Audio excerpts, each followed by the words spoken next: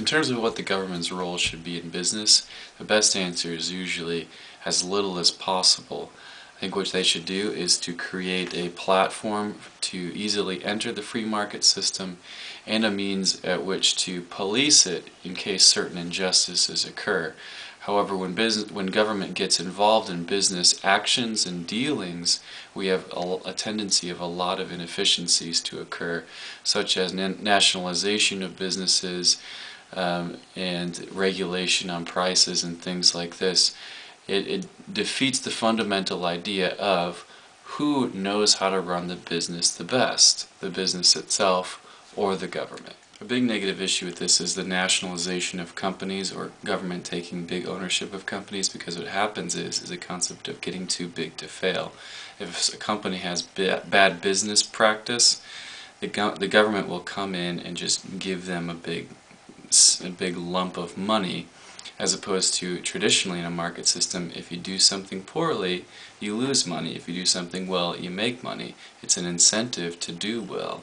And now the concept is they're getting too big to perform good business practice because they don't have to. They'll be bailed out. I think one of the pros of the welfare system is that it recognizes that there are some people who are poor because of things that are not their fault. Somebody else did something, or something happened to them, and now they need help. And I'm glad that our government recognizes that and gives help. On the other hand, I think a con of the welfare system itself is that it's sort of a faceless organization, and the money just comes to the people who get it, and it's not coming from an individual or a church or someone that you know. And so there's probably a temptation to just continue to receive it. It probably feels like a Coke machine that just gives you something every time you press the button. You don't have to put anything in and it just comes out.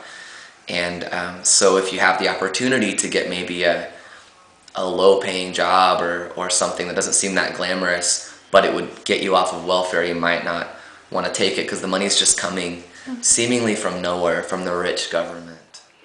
Well, I think the public education system in the United States is much better than that in other countries. However, I think it's still ineffective, or at least insufficient for what we need currently. The problems are that kids are coming to school unparented, undisciplined. They have no motivation for learning. They don't recognize education as a way to empower them to success, and many of them, even if they understood that education empowered them for success, still don't care, still wouldn't want to learn anything. And whereas there's the potential to solve the problems of large classroom sizes, or perhaps uncommitted teachers or unqualified teachers through better hiring processes, the problem of kids coming to school unmotivated, undisciplined, unparented is really a reflection of the denigration of our society and culture as a whole. African Americans, homosexuals, foreigners, women, they're a minority group. But what about the unborn child? They're in a minority group who no one is standing up for.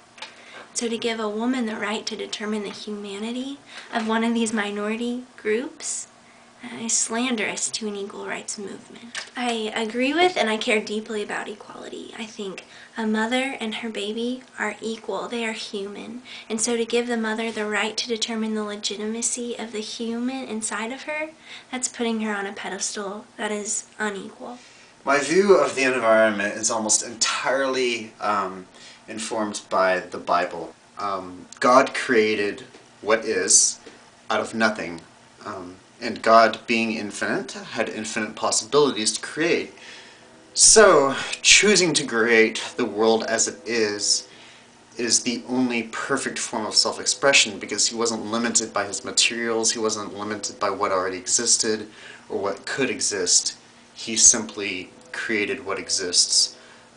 So in that, I see nature as perfect art made by a divine artist, and something to be loved and cherished and thought of as precious and inspiring.